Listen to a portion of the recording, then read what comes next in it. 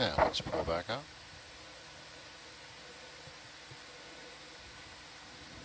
Before we head back up to the surface so we can find a rock, maybe. It'd be great. I haven't seen any loose rocks. No, they all look pretty cemented. A pebble, maybe. No.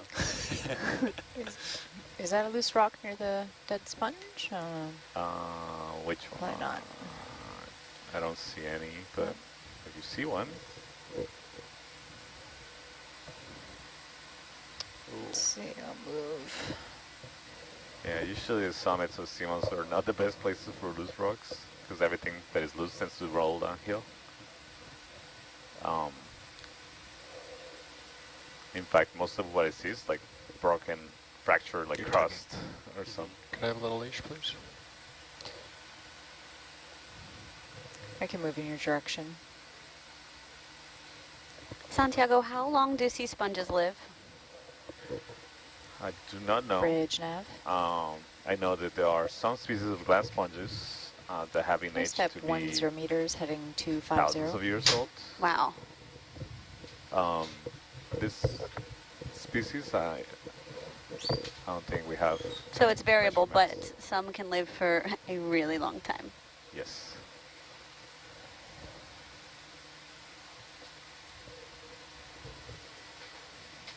Trying to remember how they age the sponges.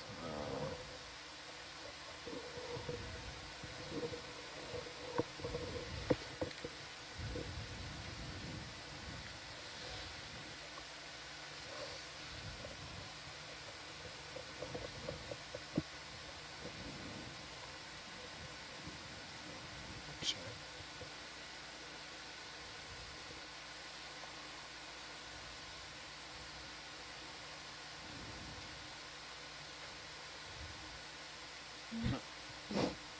Wow. Nope. Thought I might be able to pry something out of there, but Yeah, everything here looks very well cemented. nope. You need a jackhammer. Bridge nav. That's one thing we don't Put have that on one right ROV back. Hercules. Some Can we do. hold here? Some ROVs. Yeah, not Herc though. No. That. Do you see it? I wonder about. Well, I don't think I can get under there with the angle. I can try.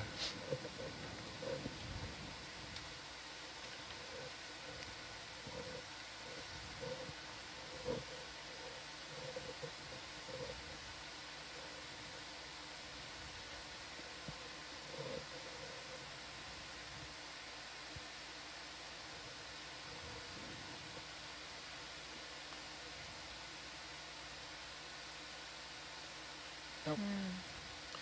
I meant that one. It's like right behind this little feature. You would have to turn the, you would have to spin around. Yeah. Unfortunately, I think even if you manage to break a piece, it's going to be mostly crust or almost entirely crust. Yeah. So you won't be able to get to the rock that you that actually makes the seamount. Yeah. I think it would actually be a good idea to try to sample an animal before we go. Did we collect any? I saw black coral being collected and a bubblegum coral, but I don't think there was any other coral sample, right? Can you confirm We've got that? Jacob? 4 minutes left, and we just want to stop at 50 You were meters wondering if we altitude had to grab some Niskin bottles. Yeah. Oh yeah, So you're right. time's pretty tight.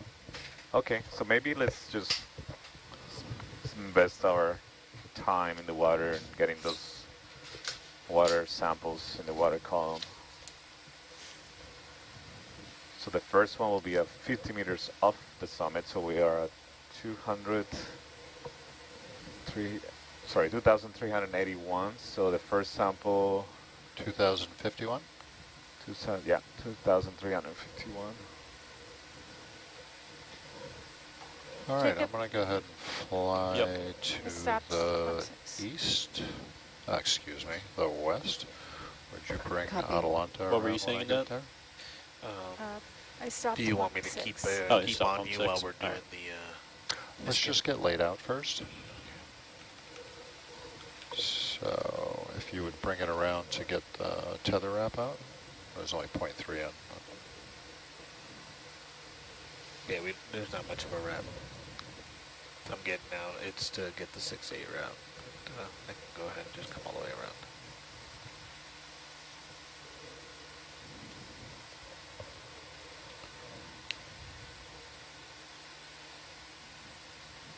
All right, let me back it out a little. Oops. Go ahead and try that spin again.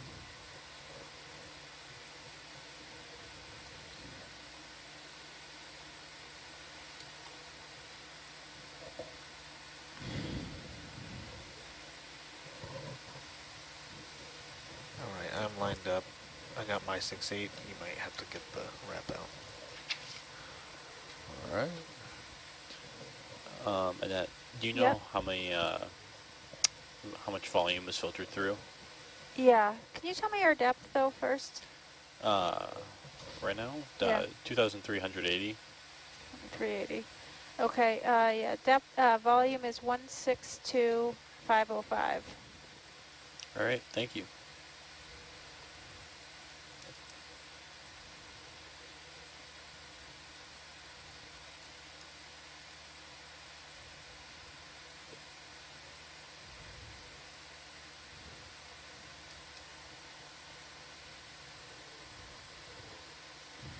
Cool. So would you actually put Atalanta's heading at 090?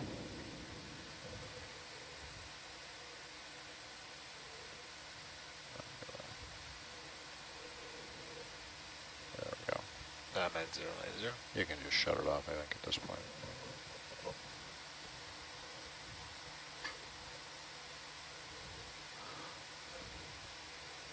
All right, coming up. I think we're stretched out pretty good.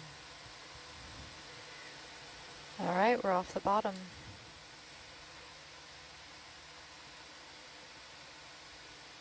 All right, at 2351, we're going to stop and take a couple Niskins. Copy.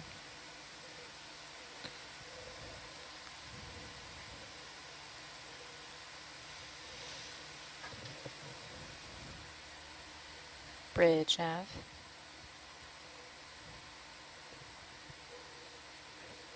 We're starting our ascent and we'll be on deck by 7 p.m.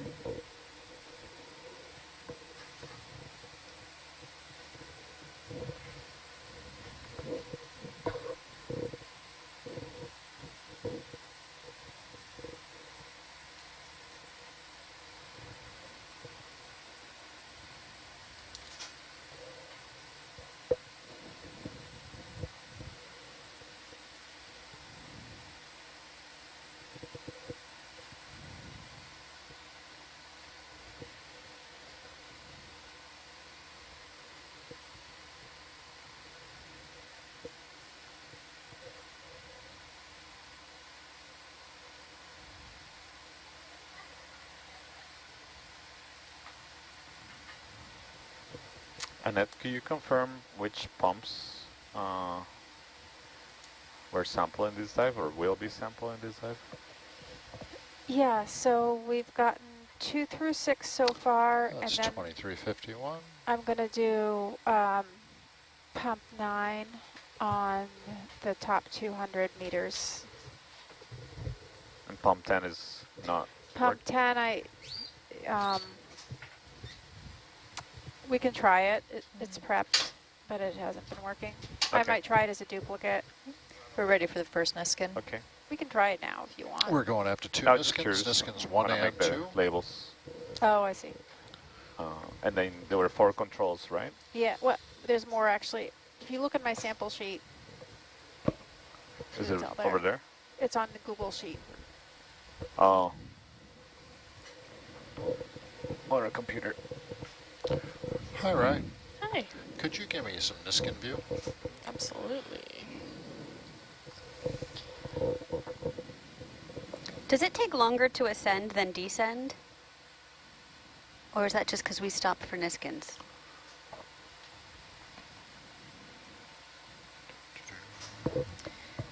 I don't know. Well, definitely taking longer I because thought- of the stops. Yeah. But Because of the stops, yeah. yeah, But and it depends. Like Yeah, sometimes it just takes come up longer with for that. the ascent Perfect, because we're thank you. carrying more.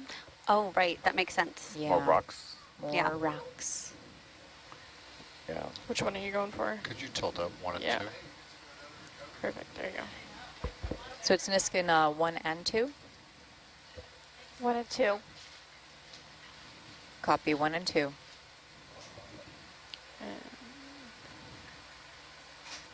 That's not. Oh. Whoop. Yep. That didn't pop. Huh. Is it on the aft or is it in the first one? I didn't see any of the Niskins trip there. Yeah. That was number 1, which should be the closest to the camera. Gotcha. Yeah. I hate to drop this in the water, but not, they're not heavy, are they?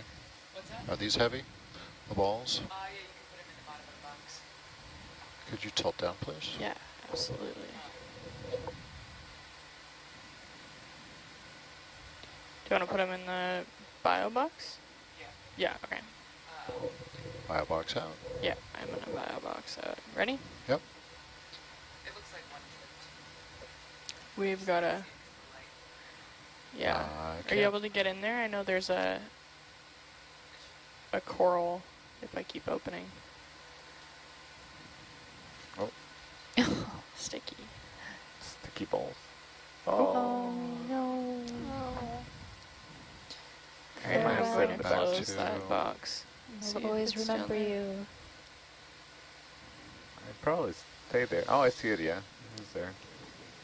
I can extend the camera a bit if you want to grab it. Oh, we have it? Yeah. Oh, yeah. Oh, It's cool. on the Oh, Yay! porch there. so Niskin 1 did not trip. Did not. Okay. Now the Yep. question is, Oh, it tripped. Okay. It it did? did? Oh, Did it? Can you confirm? all right. Well,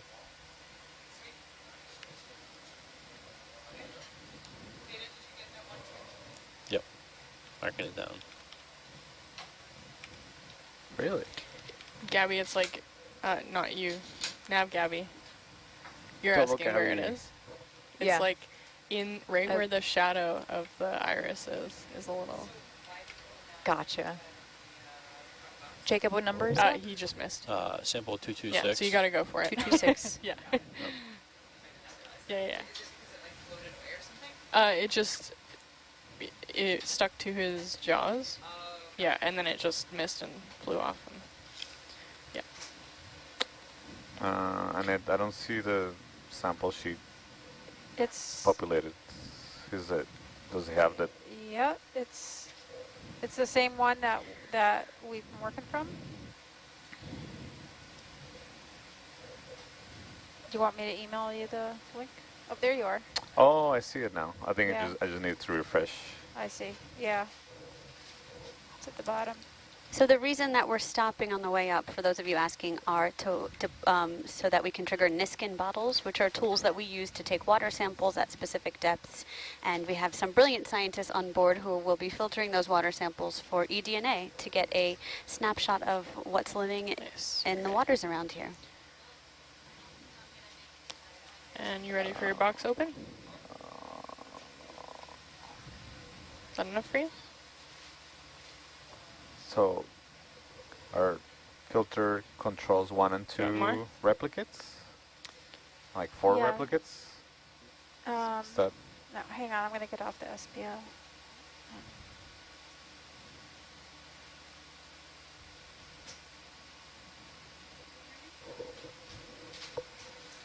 Nice. Okay. Beautiful. Box closing. You want to go for number 2?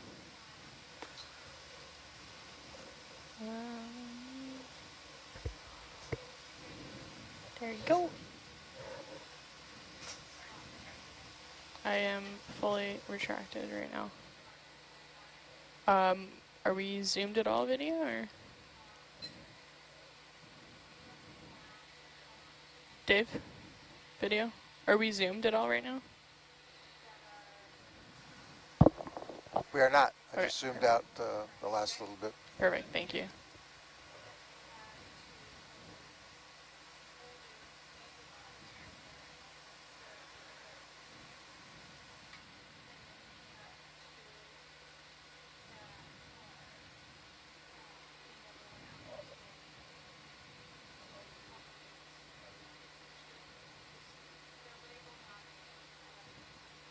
Yeah, that one.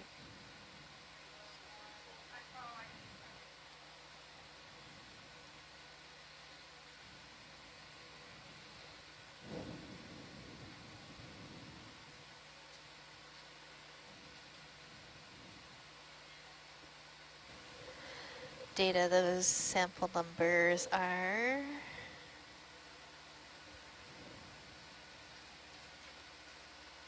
Did the Niskin number 2 trip? Yes. Oh, okay.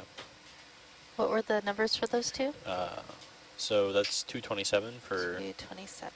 Yep, and you already got 226, I think. Yeah. Is there another set of Niskins that are getting tripped?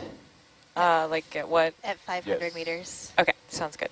No. No? I mean, roughly. I'll tell you when, but it'll be around 560 meters. Okay, sounds good.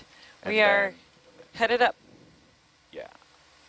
And then another set of 50 meters. So we have 4 more bottles. Just gonna give it the beans here. Yeah, I'll just...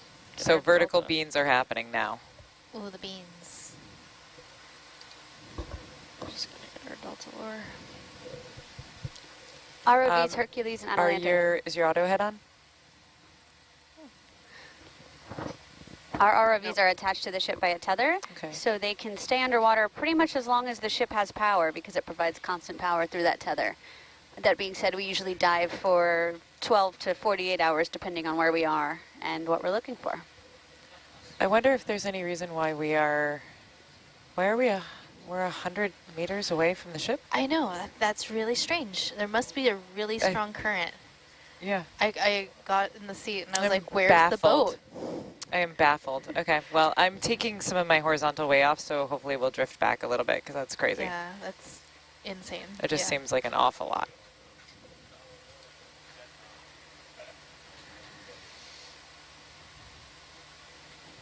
We weren't that far away before. No.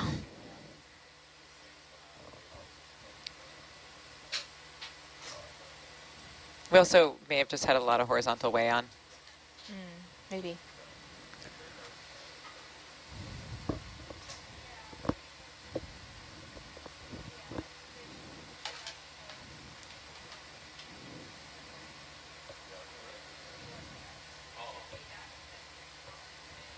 Okay, I should probably take a look at how fast we're going.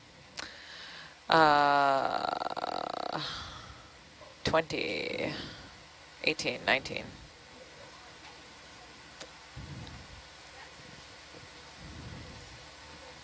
How many plates do we have? Just got for any the position me of to where hold the down? vent Yeah. is to within 25 It meters. looks like 2 maybe? 1. 1. Suppose we could ditch it and see if we get More beans? more beans. I would love a few more beans. This is very slow beans here that we've got going on. Are you okay if I porch out a bit? Yeah, go for it. Oh.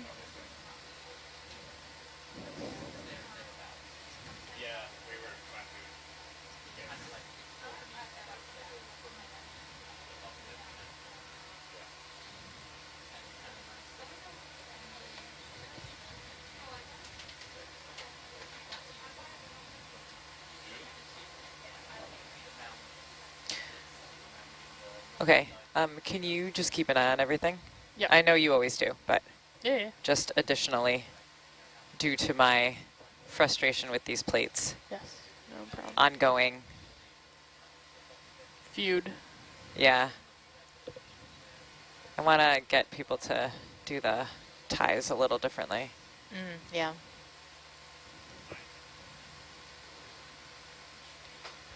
Because they don't really work very well for this set of jaws.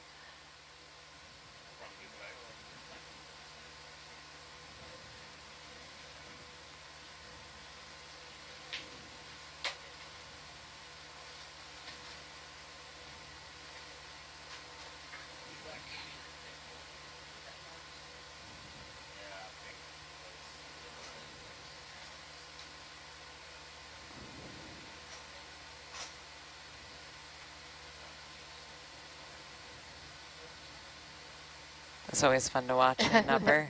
That was really satisfying. It's actually like a little bit vertigo inducing to me. They look so light as they Yeah. fall down. Yeah. Doesn't go straight down. Okay, we're speeding up a little bit.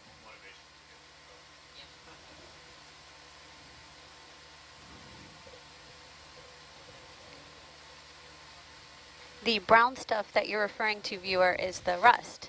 Those plates are rusting and will rust even faster in the ocean, so they will eventually be gone.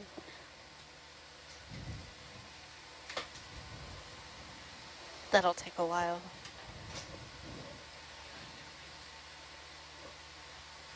The iron they release is recognized as a vital micronutrient for life as well. Really? Yeah, yeah. So Yeah, I think it was actually just the forward way we had in on. parts of the Southern Ocean and in That was pretty impressive, though. We'll try to south get of the onto that Aleutians far. in the North Pacific up towards Alaska.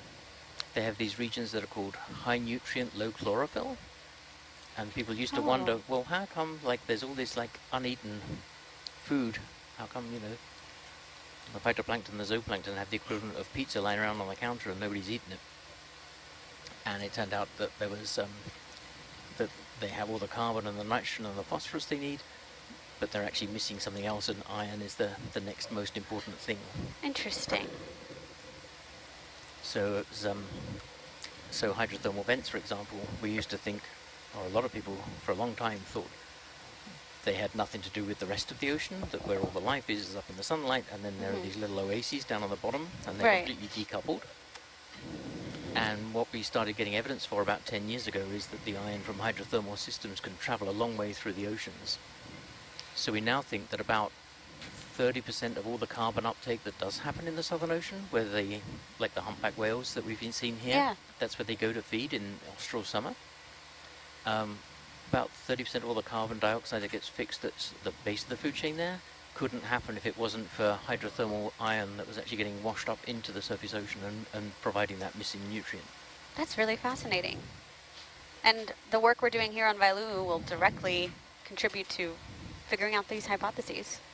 Yeah, I mean, it's a place, I mean, these hotspots may well be overperforming in terms of what they contribute to upper ocean chemistry just because they're that much shallower, so they're starting closer to the surface already. The fact they're only at about 1,000 meters down.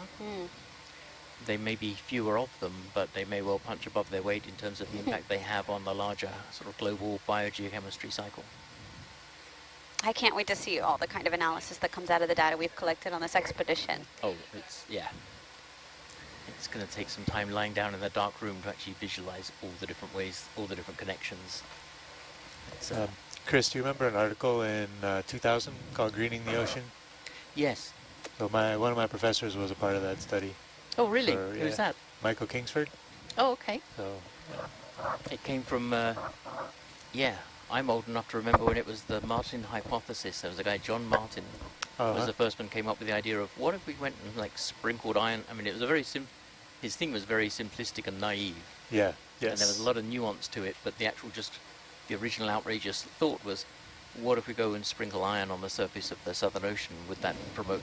Yeah. And it turns out nature was like millions of years ahead of him. That it's actually been doing it. It's been sprinkling it upwards from hydrothermal vents all this time. Right. Yeah. So from it's bottom up instead of top down. Yeah. So it does actually work. It is a thing that if you deliver it in the right way. But that's actually part of the study that Mary and I were part of last year, was then trying to actually say, okay, as you start from a vent, where does this stuff go, and what is the right way? You know, how do you package the iron in a way that it's biologically useful? So what you're saying is we don't have to feel as bad about releasing the rusty ballast plates. It's going to come to a good end. It's going to come useful someday. I feel like anything you put in the ocean is going to get, something's going to make use of it at some point. Yeah, it's that's going to be microbial or phytoplankton or something else, but a glass bottle will dissolve slowly and it'll end up in some of these glass sponges. It's the same stuff. That's interesting. It goes into solution. It's not that we are recommending you should litter in the ocean. No. Just for the record. But yeah, there's a limit to how fast less bad than a plastic one. Yes. These things don't happen as fast as the rate at which pollution happened over the last century or so, probably from industrialization. Yes, of course. Pilots, just so you are aware, we're planning to sample 2 Niskins. We saw a really interesting CO2 feature at some point during the ascent and descent yesterday, and then also during the descent today. So we're planning to sample 2 Niskins when we get to a feature on the CO2 data that coincides with that thing. And you're going to be watching that on your screen, so yeah, you'll I'm know going to when we get there. be looking for the CO2 peak, but I will... Do you know how much of a heads up you need to like come to a full stop? We can do it pretty quickly. Okay. I don't know, a few meters, 30 seconds. 10 meters. 10 meters. Okay, that sounds good. I'll let you know when I start to see something interesting, and I'll try and hold us right in the middle of that feature. Right, and we can always go back down. Like this, if this is the sample you want to get, then we'll go to wherever we need to. That sounds good. It might not even be on our watch. Okay. We saw 2 features actually. One of them was deeper, but I think we haven't got enough Niskins to do both. So I think we're going to target the shallower one, which was at around something like 560 meters. Okay, so that won't be us. The next watch. Yeah. Okay. Cool though. That sounds awesome. Yeah, we're wondering if it's You a sure signal. it won't be you? You sure this pilot can't do that? Can't go to 500 meters in 15 minutes? I fear that I cannot do it. Nah. I'm not even capable. I feel like physics is working against you. I think it's the winch. It's the winch is against the... it's the only thing holding Gabby back. She's got the retro the beans rockets. are what's holding us back. Can you porch You in? could just like jettison the arms, jettison the basket. We'll go faster You with can the roll with the fast. porch in. But it'd be really interesting to compare these Niskin data with the CO2 data, because we were trying to work out whether we have a bit of the plume, a bit of CO2 plume from Vailulu'u that's been taken by current east, and that we're maybe seeing a plume signature here. But TBD, depends on how all the other chemical profiles in that same location look. How long does it take for you to process data from SAGE? From SAGE, there's kind of a few stages of that processing. So like we get an instant concept of what the data looks like, and then we get some real-time values, but that doesn't take into account the full spectral analysis. And then there's a range, like for the previous stages, which are the methane data, that routine is now pretty well established to then process that spectral data. But this is a new instrument, so this is the first time that a carbon dioxide SAGE has ever been deployed, and it's probably one of the only few in situ deep sea CO2 sensors. So we have a few unknowns about how that data processing is going to work out, because how that spectrum changes with time, with depth, with temperature, isn't something we have quite as well characterized yet. So to get really good data from SAGE, we're going to probably have to do a bit of work after, but we get a completely real-time, like right now I see a preliminary CO2 concentration being plotted on the screen, and we can use that to pick out these really small changes in the water column structure to take a Niskin. It's really cool. It's pretty cool, yeah.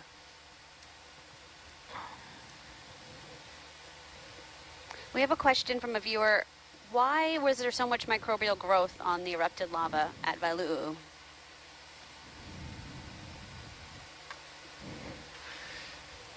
You could zoom in.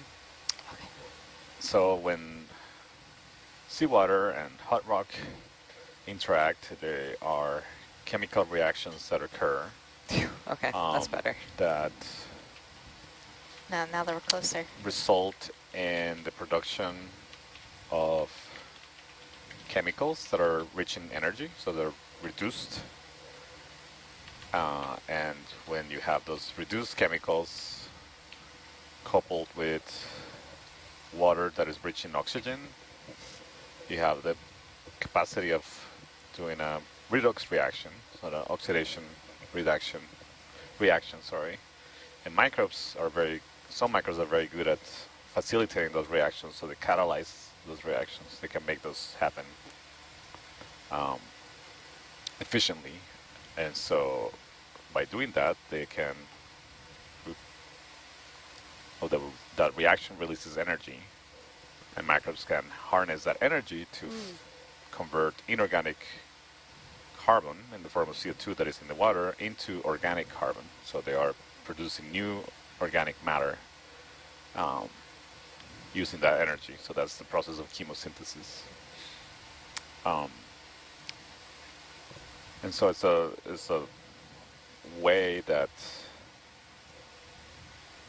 life can be fueled that is alternative to what happens at the surface of the ocean, which is mediated by microbes that are using light energy to do the same process of converting CO2 into organic molecules. So that's photosynthesis.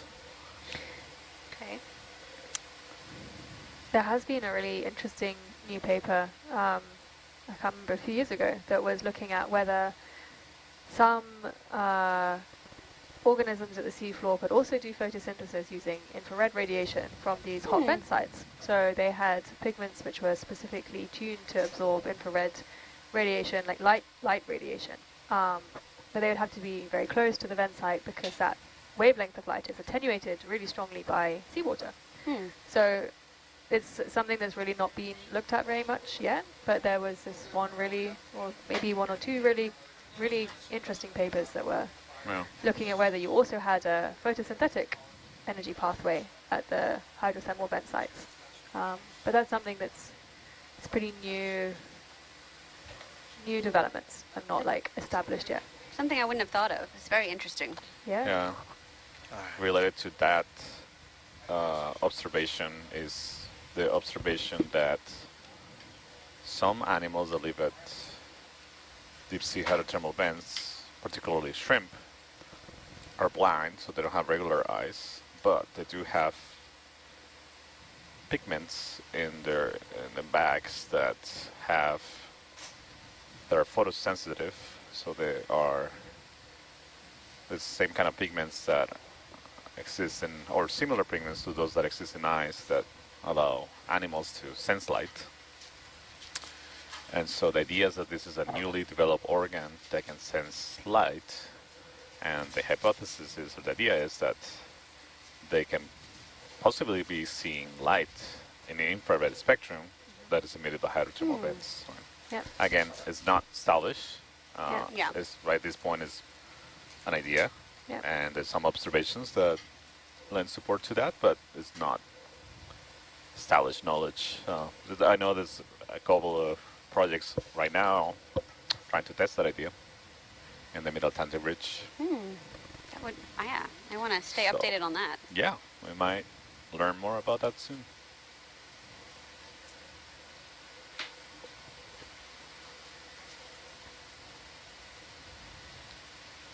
All right. Mary, do you eat dinner, or are you going to stay? What's cracking? I have not eaten dinner. I was waiting for You're Annette looking to at come it. back. Same. Annette? Interesting. Oh. Yeah. I see. Good idea. Yeah. We took 2 Niskins. Well, Tito took one and I took the other. And I saw that. yeah. And then that's it. That's a wrap. Chris, did you have this information from Pump Power 6 off. already in your data sheet? Pump 6. Power off what? You're like, I think so, but let me check. You said that was a wrap, so I'm like, all right, cut it off. Oh, yeah. Yeah. Just, we're done. you can go home now. Would you be able to pass me my computers? I can pass you as many computers as you want. Very inefficient. I need 2 computers to do. I flew out One here with 5 spreadsheet. laptops. 5 laptops. 5 laptops. You have 5? I have 3 Sage laptops and 2 other laptops. Oh, you win. I only Yeah. have 3 laptops on board. Oh. I do always feel very suspicious when I get out my little tower of laptops to fly with. What's the volume? The volume was 162.505. 162.505? Yes.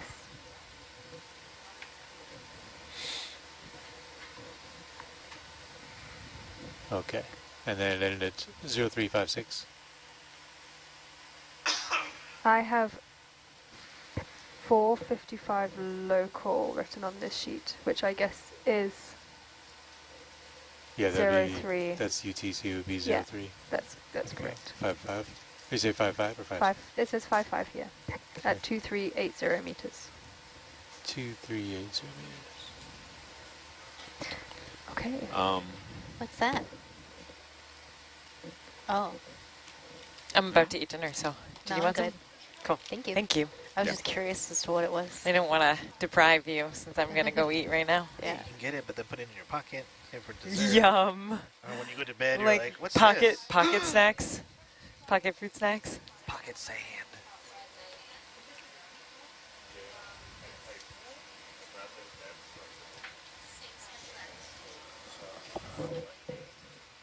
Oh, sorry.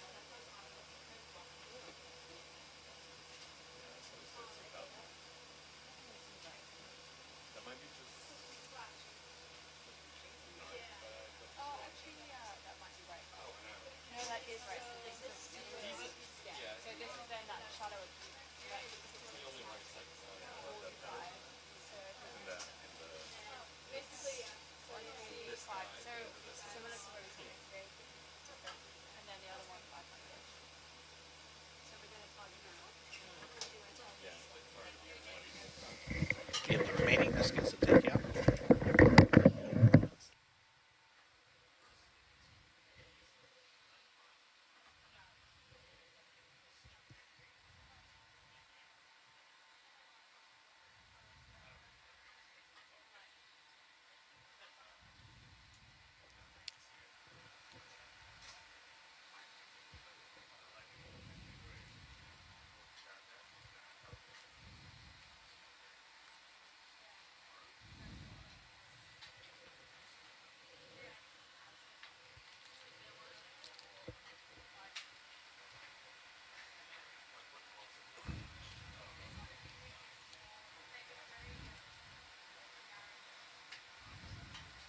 Do it.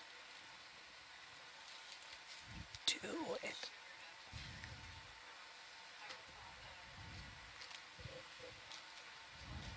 Huh? You can do it. You want it?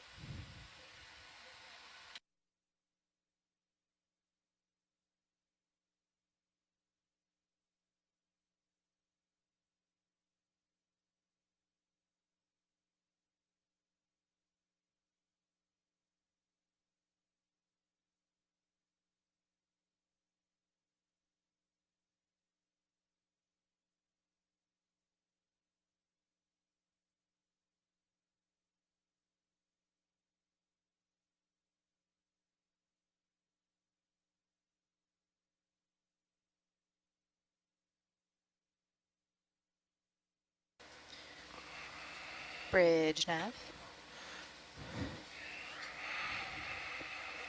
Can we track a line forward at 0.2 knots?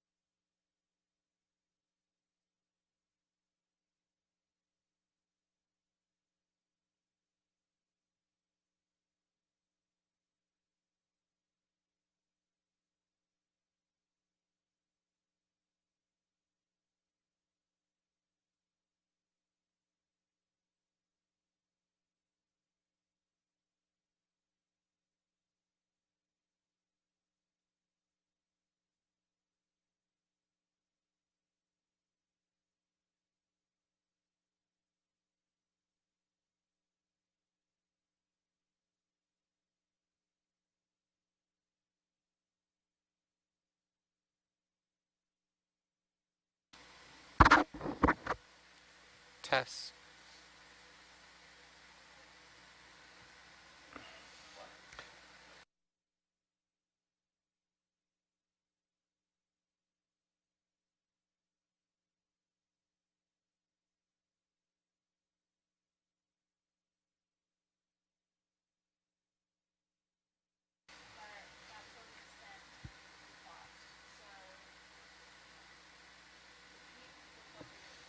All right, we're back in after our dinner time break. Dinner smorgasbord.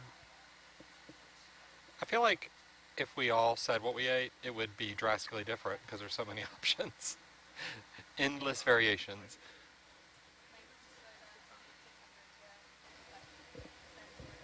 Be a fun math problem to see. But what if I can't even explain what I ate? It's a carb and a protein and a sauce. Yes.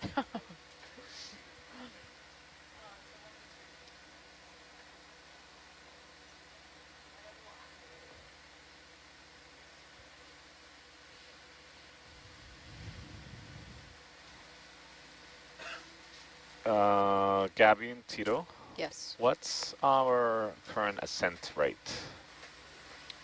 Right now we're doing 19 meters a minute. 19 meters a minute.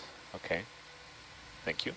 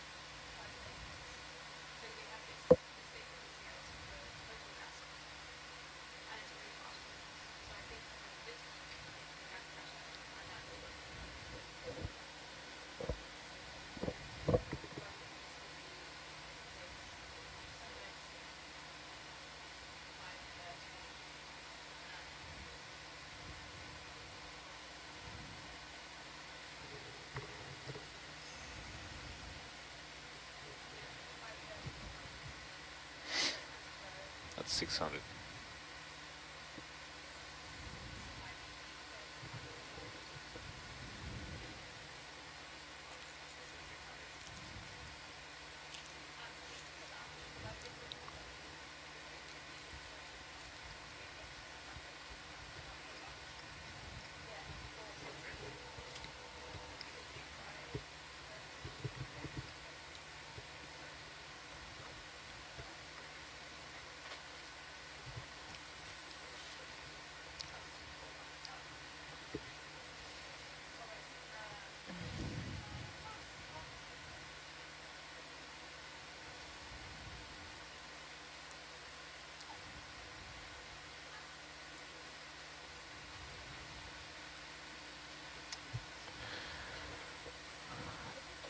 Yes, so we were just discussing our strategy for that sample of around 560 meters-ish. So what we would like to do is to keep an eye on the SH sensor, because around that depth, it's like a bracket between 500 and 600, most likely around 560 to 580 meters.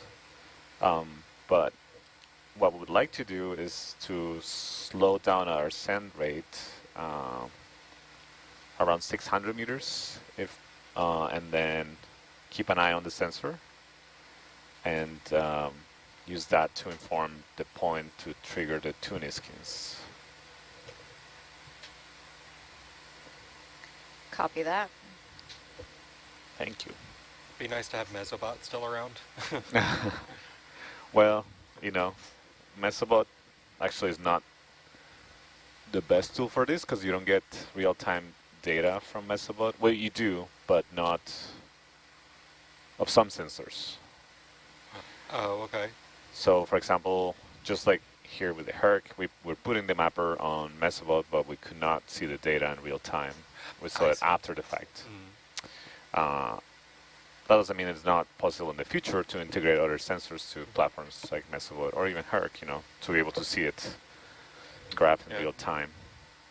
So that's what's really cool about this H, because we can see the data coming in. Allows us to do that adaptive sampling. Where we see interesting features in the water column. So have y'all done a little bit of post-analysis to figure out that depth range?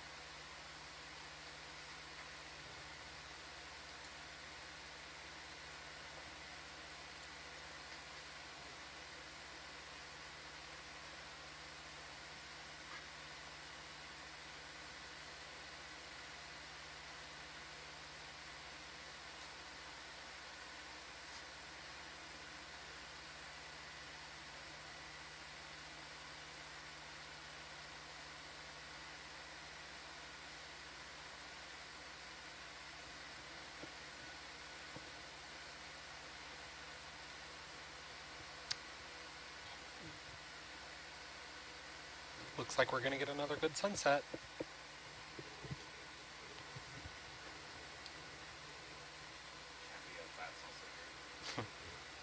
Oh, yeah.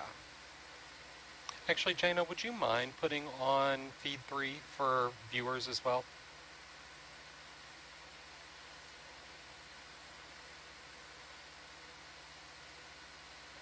Thanks. Figured viewers would appreciate that.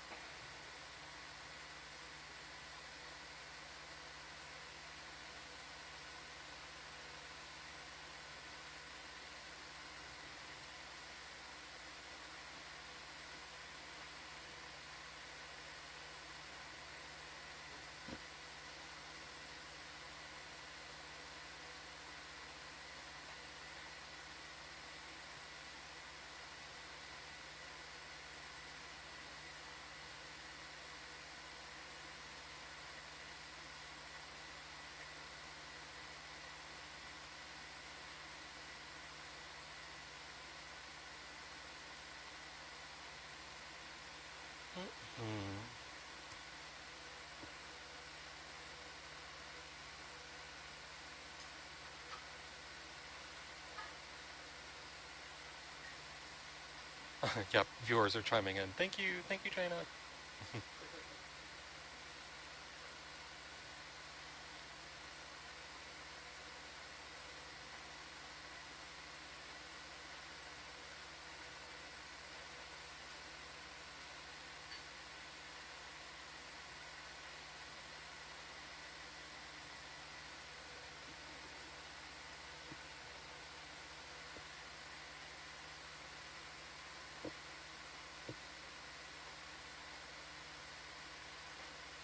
Do you remember if, when we were coming up at Vaiulu, did we notice any of the same CO2 spike at Vaiulu itself as well?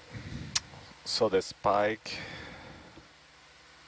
I guess here we're seeing two CO2 spikes. One that we're going through right now at around 1,300 meters. And then, so we haven't gone that deep at Vaiulu, but we will tomorrow. Oh, cool. And then the other CO2 spike that we are seeing here is around 560 meters.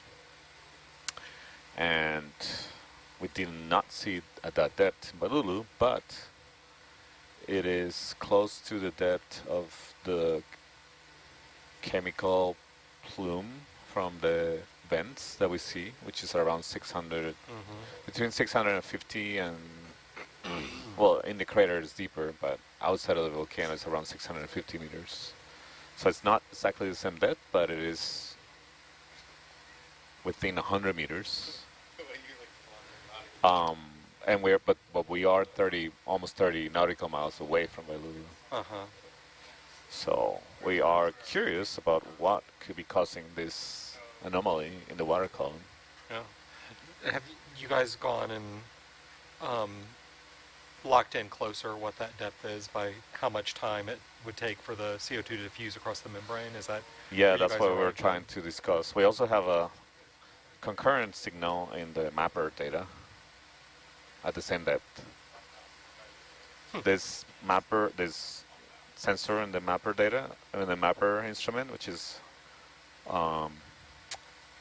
oxidation reduction potential, is kind of the gold standard indicator of a hydrothermal vent plume.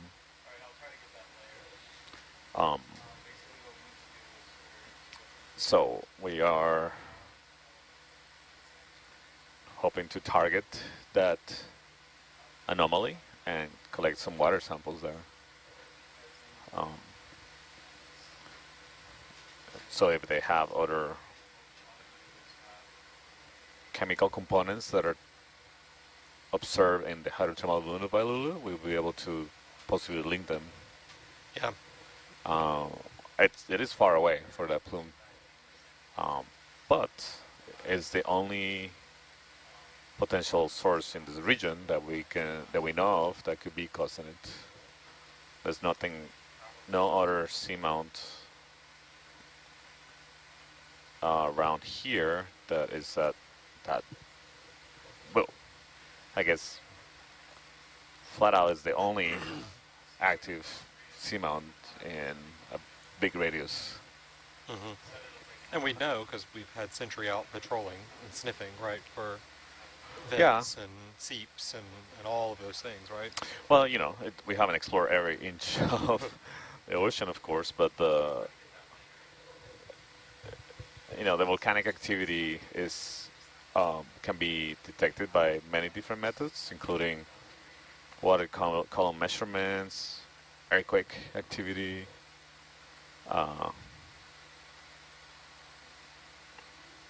and then we have bathymetry data that shows you the trends of seamount lines and gives you a good indication where those seamount chains start and they usually end in a trench. So, Jacob, can you think of any other indicators for where we can expect to find volcanism? I'm talking about also, I guess, hotspot volcanism. Kind of around this area. So there was a paper, I think, published in 2004. They kind of went over, like, they found another hydrothermal plume in the area, but it was at a much deeper depth. It was like 1,000 meters. Really?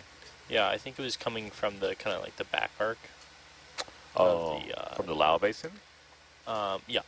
I think it was a different signature, but we can see volcanism there, I guess, other than the hot spots, and yeah, just kind of around there as well.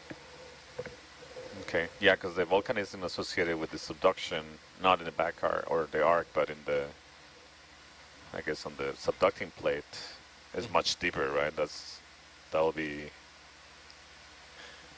Yeah, you mean like from the hot spots? Or? No. From the subductive plate. You were explaining, I can't remember the term, for that kind of volcanism. You were talking about it earlier today. Oh, in the cafeteria, kind of? I don't remember where, but I remember you talking about it. Yeah, so I think I was talking about it with DJ, how you had this, in the northern section of the Tonga Trench, kind of where it terminates and becomes this transform segment. You had this, the Pacific Place used to subduct there, and I think part of the slab, what we saw in seismic data, it kind of broke off. Yeah. And then they were seeing Samoan hotspot signatures in some of the volcanoes on the southern end of kind of like below or south of the Tonga Trench, or where it terminates now.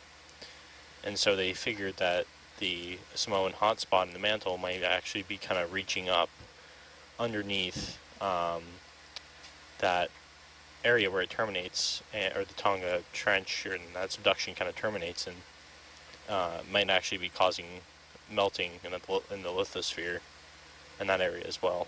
So I guess if we're talking about a deeper signature, I think that might be it. Potential. How deep would that be? Like, I guess, like kilometers, like underneath the surface. Well, no, like I guess the expression of it at the seafloor. Oh, my bad. I'm not sure how deep. I don't think it's around 550 meters, but it will be much deeper than that. Yeah, I think so. Yeah. Trying to think now. Yeah, but we do have other measurements from other parts of this region that we have taken with the mapper and other sensors during this expedition and the previous expedition, NA164. For example, we did some sampling over an abyssal plain, just like 30 kilometers up to this northwest, as well as other seamounts and all of the islands, and we didn't see any of these anomalies. So that probably tells me that it's not coming from much further away than. Yeah, and this Yeah. is the closest we've dived to Vaiulu, right? Because everything else was very far away. That's right. But it is also east. Oh, what about the dives that we did on the 5.2, 5.1, those early on the Tutuila Ridge? Right. We don't have any anomaly signals in those. I don't think Sage. I'm not sure the Sage data from those, but we have mapper data from those. Was Sage working for those dives? At the beginning of the cruise, they had some ground fault problems. So we had to ask Mary. I don't remember if she has data from those. Do you know if Malu Malu is a active seamount, or The one we just dove today?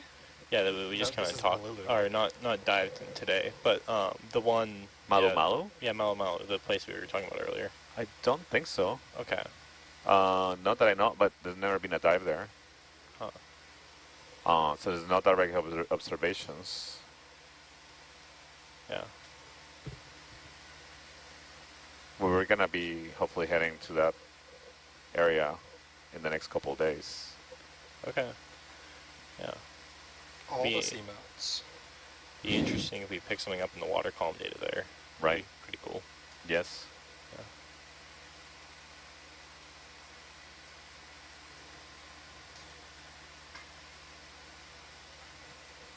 Yeah, I guess that's part of exploration, right? I mean, until this CO2 sensor was available, you know, it's just been recently available in the last year or so. They developed it, and without it, we would never really know that there's a CO2 anomaly. Right.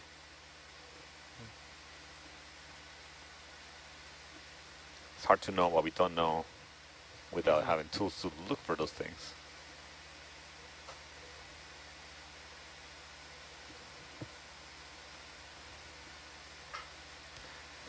Minutes away from sunset.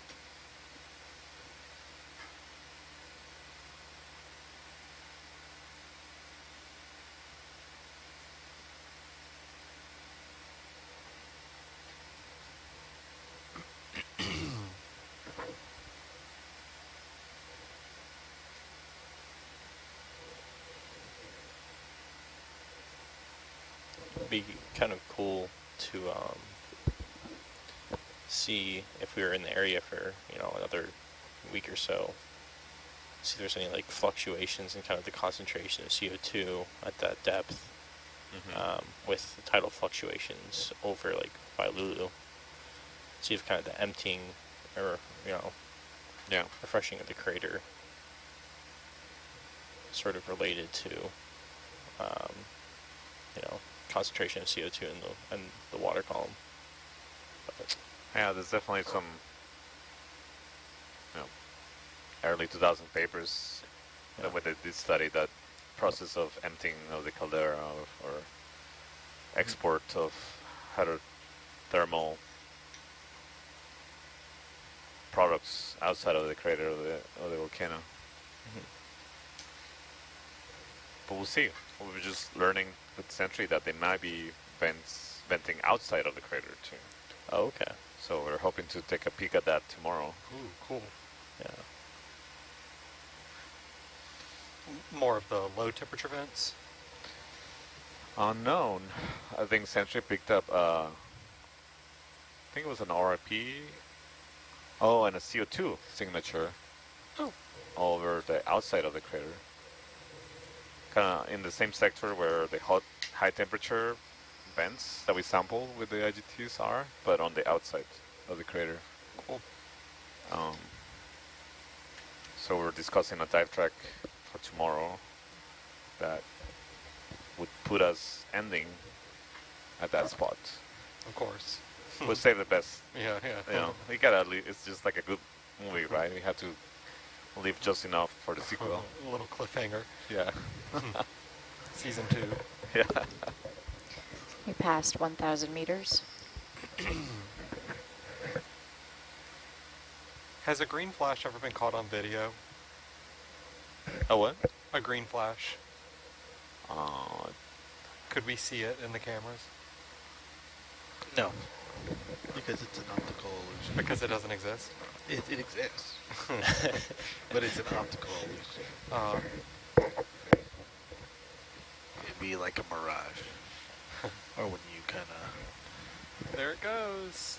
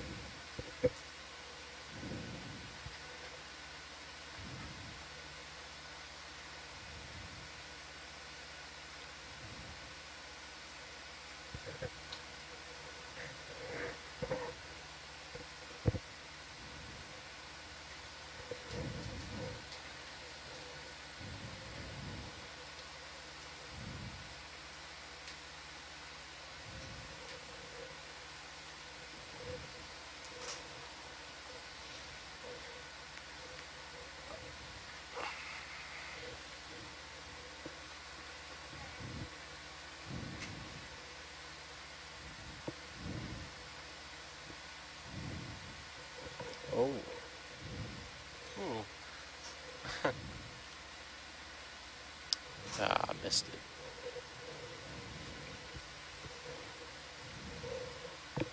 Every morning there's a halo. Low. So we're seeing the same anomaly of the 1300 still. Well, it's going down now. Hmm?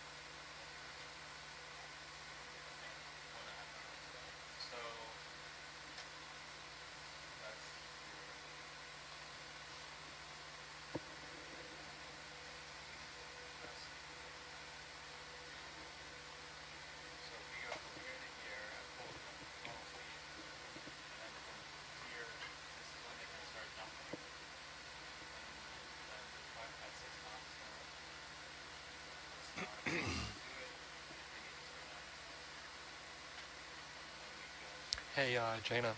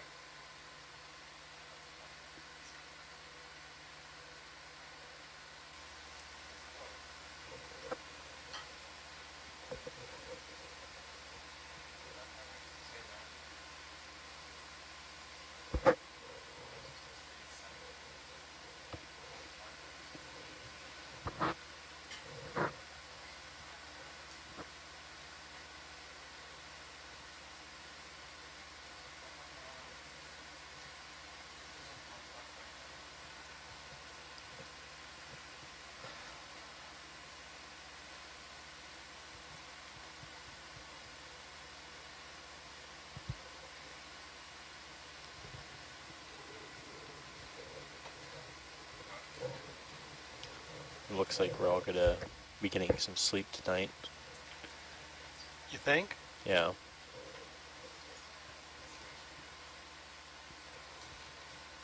It's not a long transit. I think the next planned ROV dive or launch is at 10 tomorrow. AM? Yeah.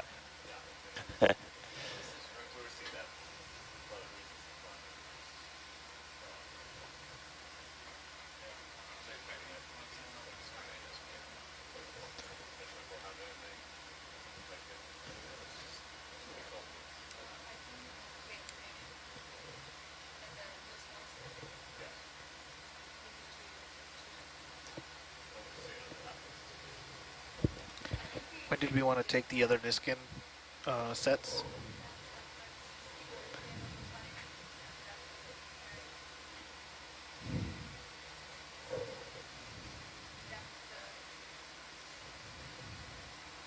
Yeah, the plan is to slow down at 600 and keep an eye on the SAGE sensor to...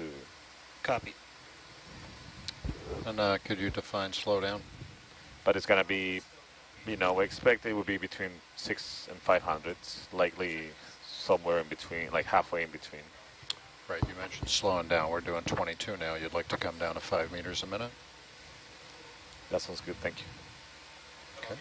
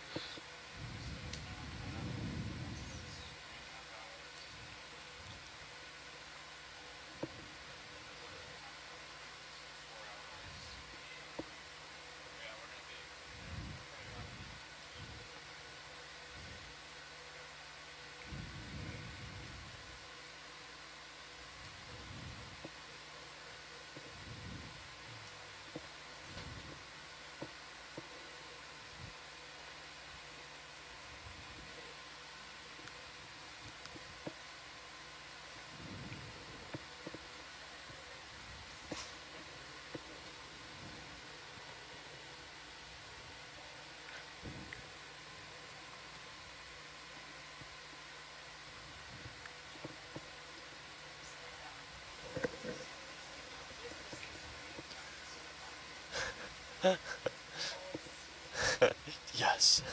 Oh. Right. Forgot. You're on Sentry Watch. Actually, what time? Hold on. Because I think they're recovering Sentry at 8, right? Oh, that's too bad.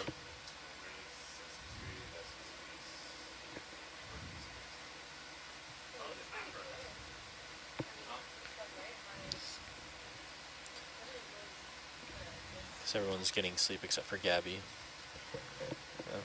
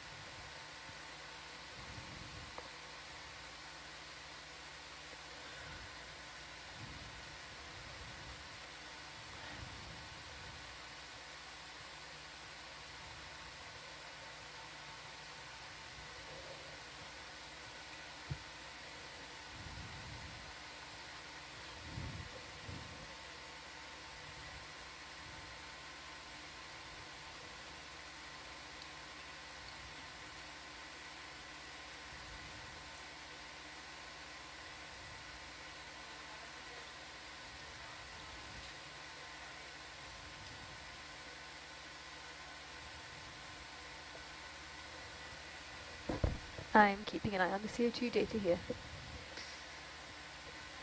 I'm watching the CO2 data here.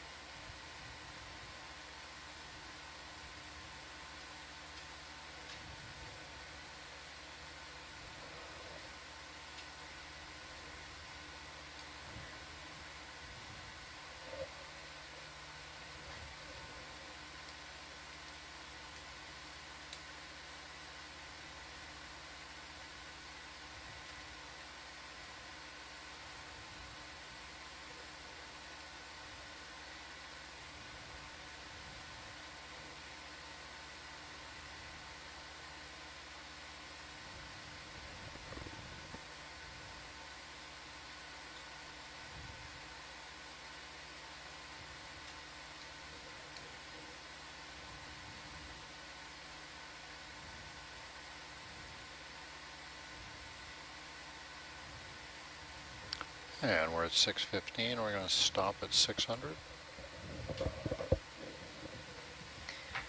Do you think I need to hold the vessel as well? No. Copy.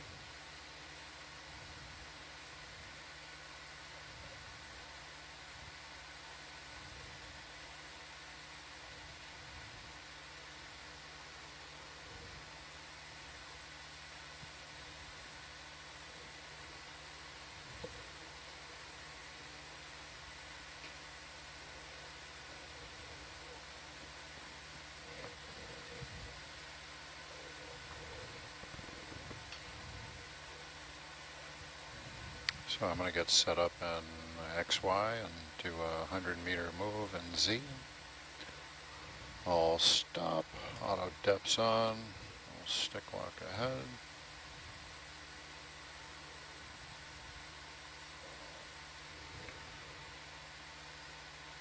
And you ready to auto depth. Ready to come up 6 meters a minute. All right, coming up 6 meters a minute.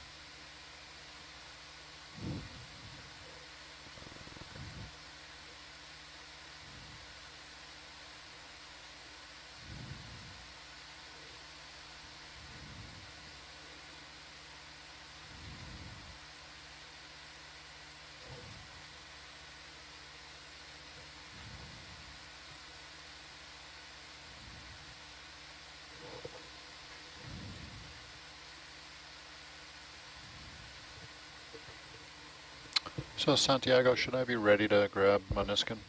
I think that's a good idea. That way we Could I have some views up don't have to grab the stop Niskin? completely. Nope, we can do it while moving if that works for you. Unless you want 2 replicates at the same depth. I don't know. It'll be quick. Ah. So, you hear Annette? What? Sorry? I can't hear you.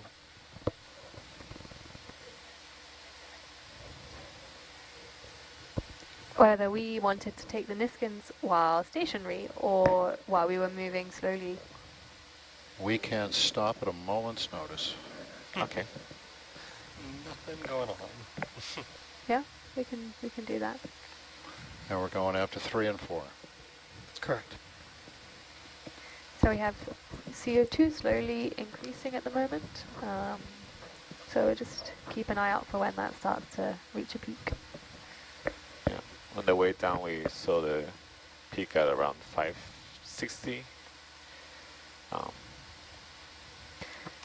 But we were going down faster than we're going up now, so.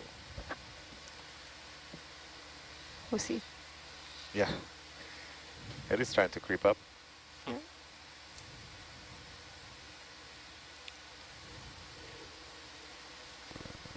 This low speed would also give us much better resolution data with the mapper. Yeah, that's true. Yeah, the mappers, you said once every 5 seconds? Okay.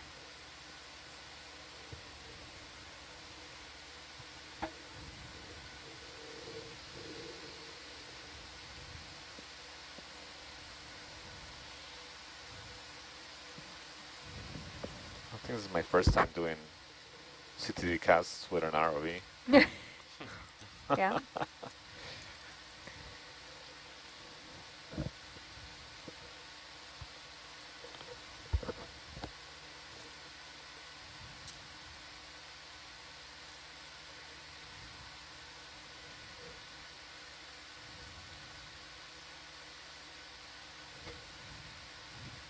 That's 575.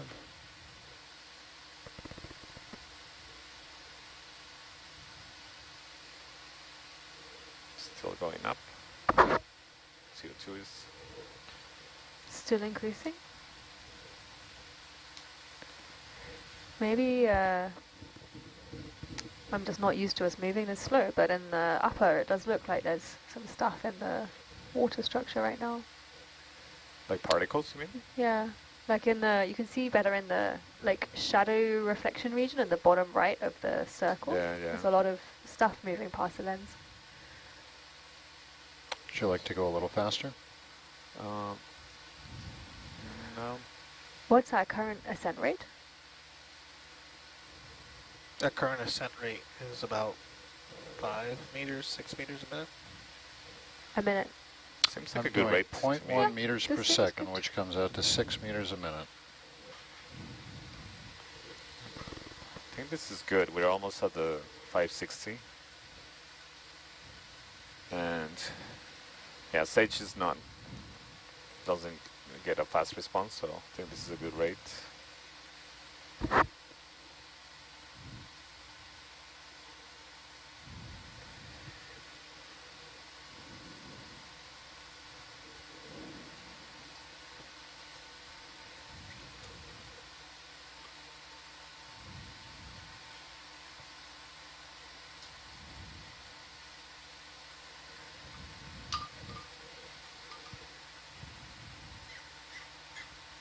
Is it going down now?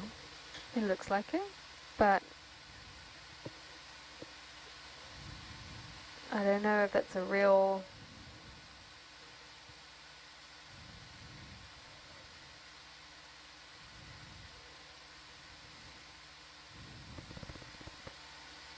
Yeah, maybe that was it. It's going down now. It is going down, but it's when we were going through the water column before, the ascent rate was much faster. So Yeah. this, like, if it was like a little down, a little up, it would have been just smeared out. We are And at now we would 560. pick out that. Should we just take them here? Yeah, let's do that. Yeah, I think we want to go ahead and stop and collect the samples with the Niskins, please.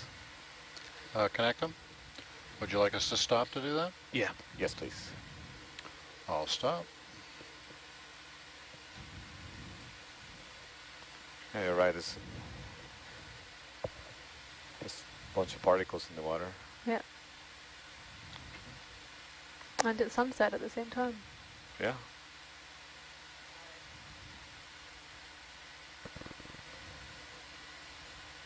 I don't know. I wonder if there's always particles and I haven't noticed, or... Yeah, I don't know. Nav. Yep. That is sample 228 and 229. Okay. 228, 229. In fact, maybe the pilots know the answer to that, as you'd probably spend most time looking at the water column Yeah. ascent and descent. You see all these particles you can see in the upper camera, just behind where the arm is. You have the contrast against the dark water. Is it always that particly, or is this more than you would see normally? That's a question for Tito. I'm sorry, what was that? Michael. In the down-looking camera, you see in the... Yeah. Yes, the edges of it, there seems to be a good number of particles. Like the bottom edges, kind of, when you see the basket on the arm. We're wondering if that's, have you noticed like that kind of amount of particles before, or? I have not really pay much attention attention to that. that, but I do think that you see it a lot less in the diffuse light than you do in the actual front of the vehicle where all the lights are pointing. I think that might be because they're getting blown out. Yeah. Okay. Well, this is interesting, but thank you for doing that sampling, I think we can continue the ascent. And you want the next one at 50? Maybe let's do, what, like 10 more meters at this low rate, and then we can accelerate again? So let's go ahead and start up. So let's get to like 5. That sounds good. Let's get to 5. Maybe 540? 540. At the 540 5 sounds meters good. per minute, and then we can accelerate again. 540, you said? Yes. And that's going to be the next 2? Oh, no. They want to see what it's like. Oh, so you'd like to go 0.6 again? Yes.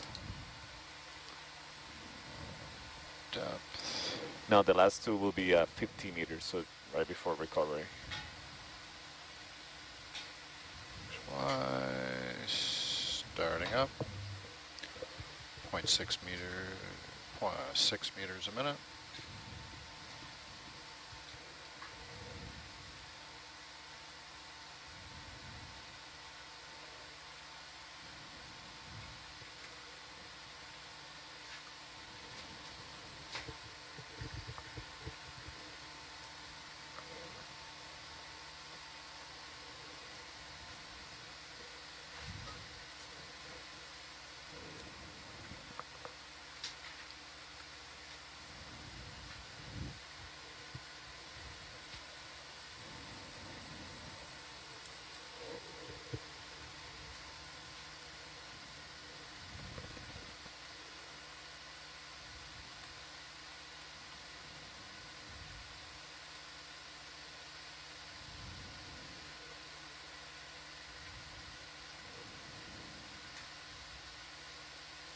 Do you think this lump in temperature corresponds to that lump?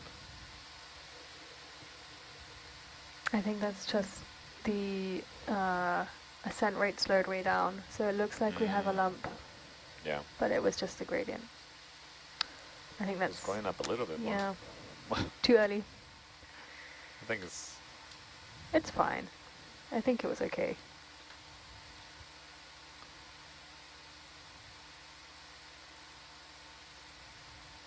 I think this one we saw earlier was also really interesting.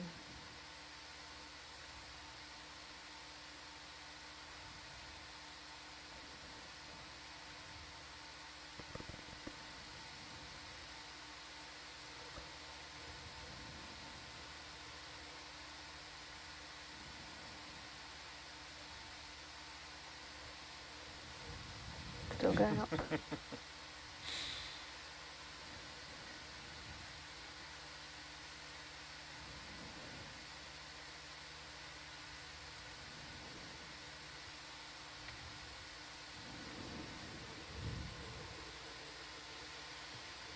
We're at 541.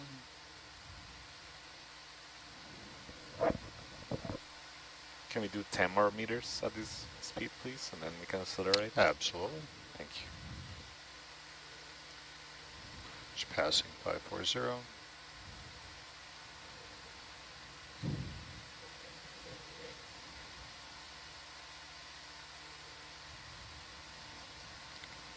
Can you put Sage in a CTD rosette?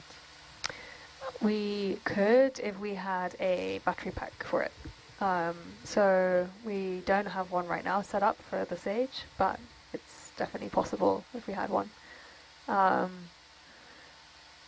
With a bit more planning, it may be possible to integrate it to the rosette, but that's often pretty awkward with homemade instruments. So a battery pack would work. Right. And one other thing that the Anna Michelle and Jason Capet, who sort of are leading the development of it, is looking at is whether you can have a Sage for a mooring. So a sort of long-term static deployment to see trends in how gases change in all sorts of different systems over, weeks or months rather than just during a dive. Right. That'd be also really interesting. Yeah. Yeah.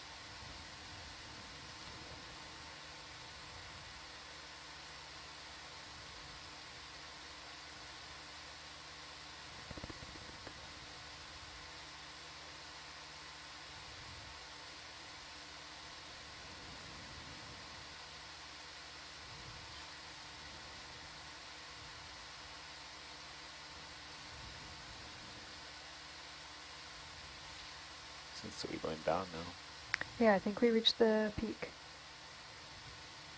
So that would probably have been maybe 4 minutes ago.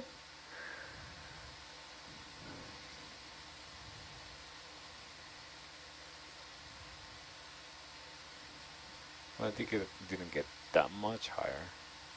Well, No, maybe twice as much, but not. It's hard to tell because it's also a pressure effect. So the slower you go, you have to like take that into account for the correction in the final gas concentration. So this artificial dip there may have just actually be a smooth curve, and we'll pull that out with post-processing. So it'll probably have been somewhere in the middle of that. So that's something spike. you can correct after. Yeah, yeah. It just real time. It's a bit too complicated for the. Yeah, to be recalculating. Yeah. Yeah.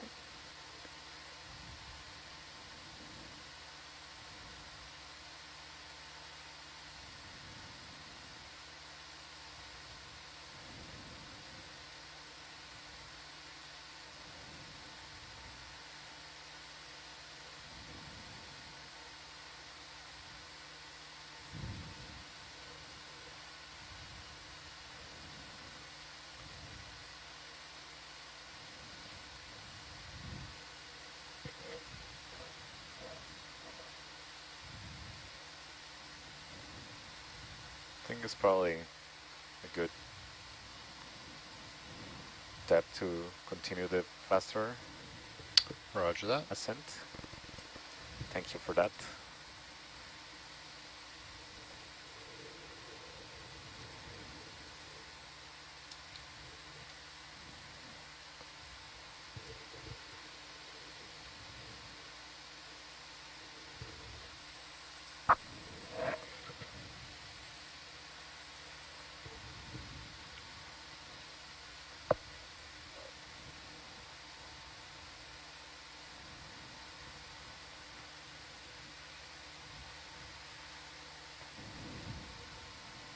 What was the peak CO2 last time?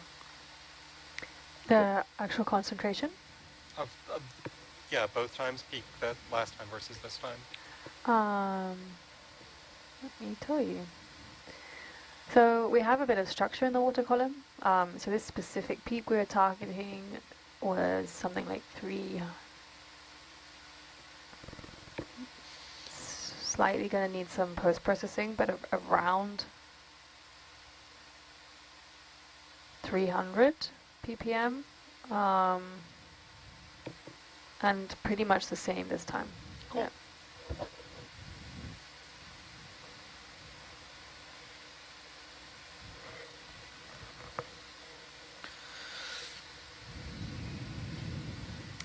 Well, that was fun. Yeah, it'll be interesting to see the results. So higher CO2.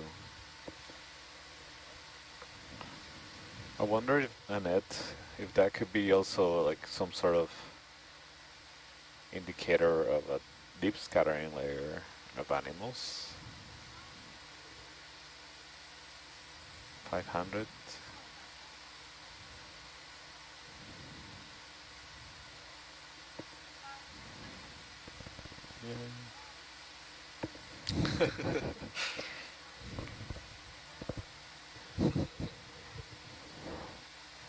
So we actually saw it on every ascent and descent. It was around the same. I think it was at 5:30 one time and 5:50 another time.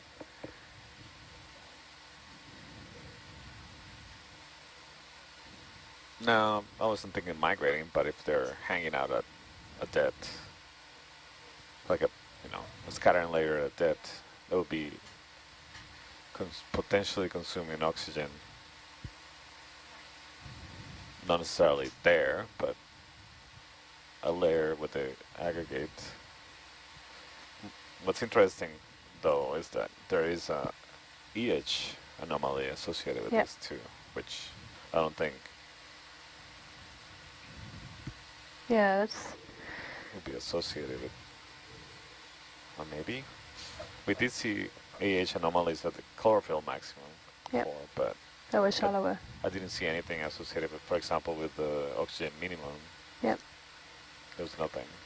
Well, it's good you have all the Misabot data for a good comparison. We do. We have a lot We of have a water lot of column data. Misabot data. Yeah, because we put the mapper on Misabot too.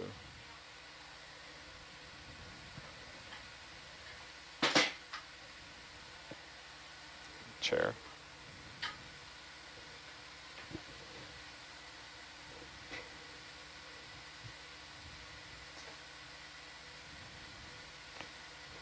I guess it's hard to know because we can't see with the sonar that deep. Yep.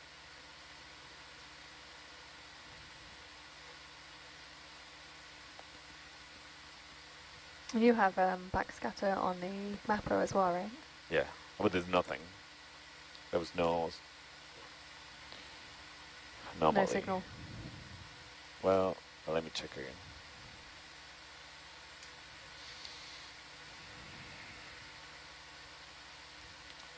No, there isn't anything. Well, it's nothing big. Maybe if I get rid of these outliers.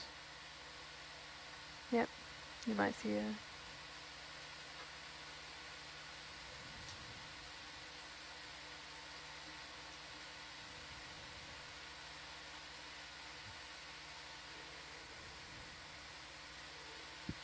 Well, we'll have better data from this cast because this will be slower. Yep.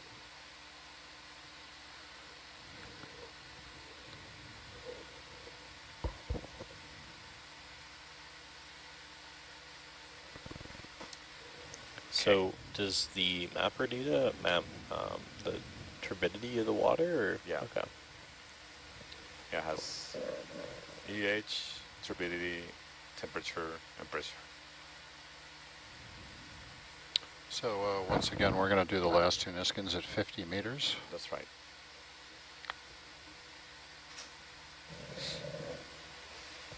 I'm going to go downstairs and start printing labels and labeling bottles.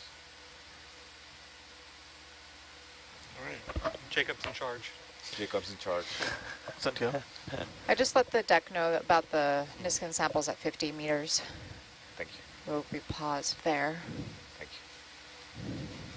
That's also when you power off, right? Around that end? It's when we switch over the winch. Switch over. Yeah, from our control to theirs. Oh, it's just control, yeah. Yeah, so I don't want them pulling up the winch right away. So I just told them we'll let them know. Yeah, thanks. Mm-hmm.